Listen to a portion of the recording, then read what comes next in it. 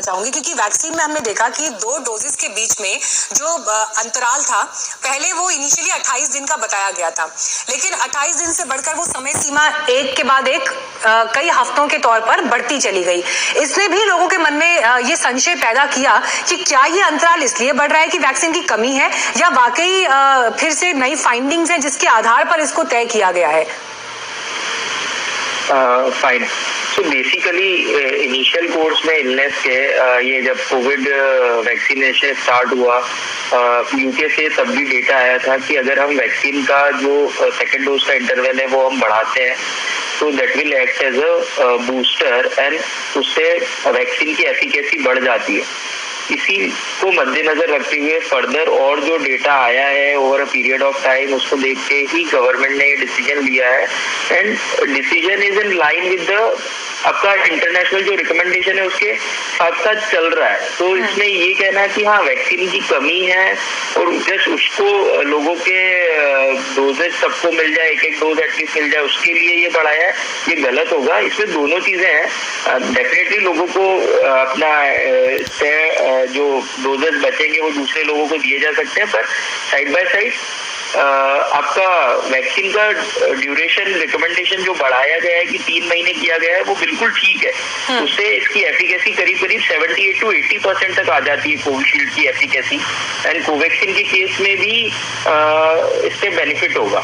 जी समीर भाटी जी, vaccination को लेकर जब हम हर्ड इम्यूनिटी की बात करते हैं कि 70% आबादी जो है उसका टीकाकरण होना जरूरी है, तो जमीन पर इसको पूरा होते हुए आप जब आंकड़ों के लिहाज से देखते हैं तो कितना समय लगेगा?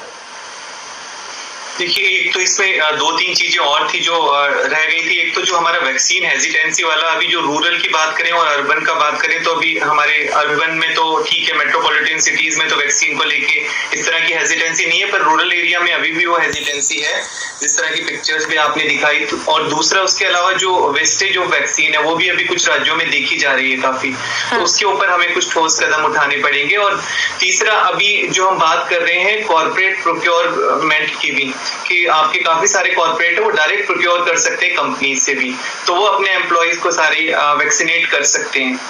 इससे काफी स्पीड अप होगा। और जिस तरह से फाइजर ने भी 5 करोड़ के करीब आप वैक्सीनेशन देने के लिए वो तैयार है, बट कुछ उसमें और छोटी मोटी ग्लिचेस है, आई थिंक वो भी रिजॉल्व हो ही जाएंगी। और इसके अलावा आपका जो 18 to 40 का जो ग्रुप है हमारा, उसके ऊपर भी अब स्पॉट रजिस्ट्रेशन भी होने शुरू हो जाएंगे, तो इसके बाद भी ये ड्राइव और ठीक होगी। और इसके अलावा जो आपका ग्लोबल टेंडरिंग वाली बात है, इसमें अभी छोटे मोटे कुछ ग्लिचेस है, बट इसके अलावा जो ग्लोबल टेंडरिंग के थ्रू जो राज्य हैं वो भी वैक्सीन को प्रोक्योर कर पाएंगे। जी डॉक्टर भाटी, ये जब हम ये तस्वीर देखते हैं कि अमेरिका में तो बच्चों का भी वैक्सीनेशन शुरू हो गया है, लेकिन हिंदुस्तान में अभी 18+ के लिए भी एक किल्लत है। आप अभी किस तरह की तस्वीर देख पा रहे हैं भारत में बच्चों के लिए वैक्सीनेशन को लेकर? भविष्य में हम कब इसकी शुरुआत मान सकते हैं, कब से हो सकता है, कोई अनुमान?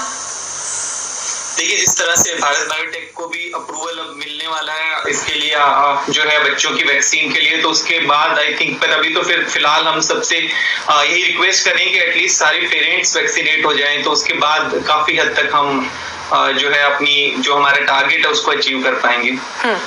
डॉक्टर राहिल, 70 करोड़ की आबादी को वैक्सीनेशन का लक्ष्य, इस इतने बड़े लक्ष्य की जब बात होती है कि क्योंकि हमारे तो एक स्टेट की पॉपुलेशन कई देशों के पॉपुलेशन के बराबर है, उस लिहाज से जब हम देखते हैं तो ये वैक्सीनेशन का पूरा प्रोग्राम ये कितनी बड़ी चुनौतियों से भरा हुआ है? आई थिंक ये सबसे बड़ी चुनौती है जो हमारी पॉपुलेशन है, और पूरी पॉपुलेशन को वैक्सीनेट करना। इसीलिए गवर्नमेंट को एडिशनल स्टेप्स लेने पड़ेंगे जो बाकी जगह नहीं लिए गए। इसीलिए गवर्नमेंट को ड्राइव थ्रू सेंटर्स हो गए और ज्यादा सेंटर्स बनाना, वैक्सीनेशन वैन्स को एक्टिवेट करना, डोर टू डोर वैक्सीनेशन करना, ये सारे स्टेप्स गवर्नमेंट को लेने पड़ेंगे इतनी बड़ी पॉपुलेशन को वैक्सीनेट करने के लिए। बाहर के देशों की, वेस्टर्न कंट्रीज की पॉपुलेशन कम है, उनको वैक्सीनेट करना आसान होता है। हमारे देश की पॉपुलेशन बहुत ज्यादा है, बहुत अनइवनली डिस्ट्रीब्यूटेड है रूरल अर्बन में, तो गवर्नमेंट को ऑफ कोर्स नई तरह की स्ट्रैटेजीज इवॉल्व करनी पड़ेगी इस बड़े चैलेंज को टाइमली कंप्लीट करने के लिए। तो ये तो गवर्नमेंट के पास चैलेंज है ही, बट ऑफ कोर्स बहुत सारे एडवाइजर्स भी हैं।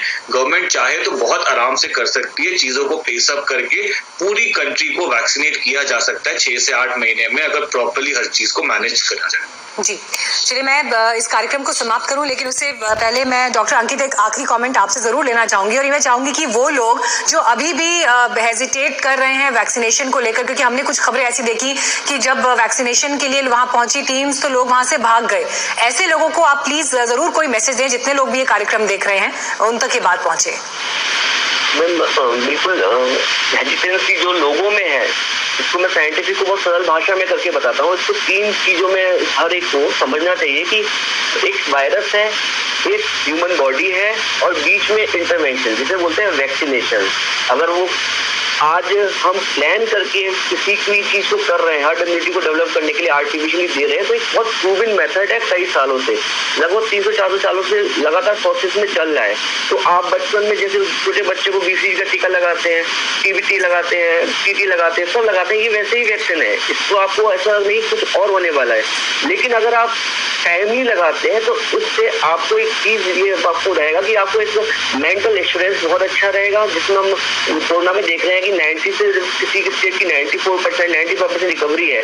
जैसे मुझे कोविड हुआ, मैंने कोविशील्ड ली, लेकिन सेकंड डोज की जिस दिन मेरा सेकंड डोज का टाइम था उस दिन मैं पॉजिटिव हो गया, बट मेरे अंदर माइल्ड इन्फेक्शन हुआ जिसमें वैक्सीन लगी थी, और अदर साइड मेरी वाइफ को हुआ, तो लेकिन मेरी वाइफ में थोड़ा ज्यादा हुआ।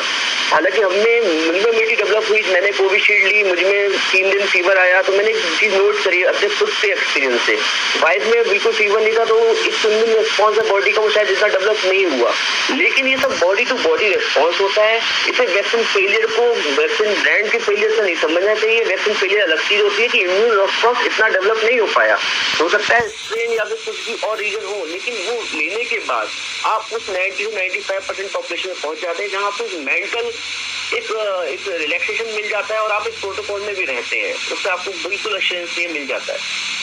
जी चलिए, बहुत अहम सलाह आपकी तरफ से यहाँ गई, और मैं उम्मीद करती हूँ कि जब देश के कुछ हिस्सों से ऐसी खबरें आई कि लोग वैक्सीनेशन से भागे या नदी में कूद गए, वाकई बहुत चौंकाने वाला अपने आप में एक घटनाक्रम था। तो ऐसे में लोग डॉक्टर्स को ध्यान से सुने और वैक्सीनेशन की प्रक्रिया का हिस्सा जरूर बने। फिलहाल आप सभी का बहुत बहुत धन्यवाद हमारे साथ इस चर्चा में जुड़ने के लिए। उम्मीद यही कि वैक्सीनेशन की प्रक्रिया और तेजी से न सिर्फ शहरों बल्कि गाँवों तक, लोगों तक जरूर पहुंचे।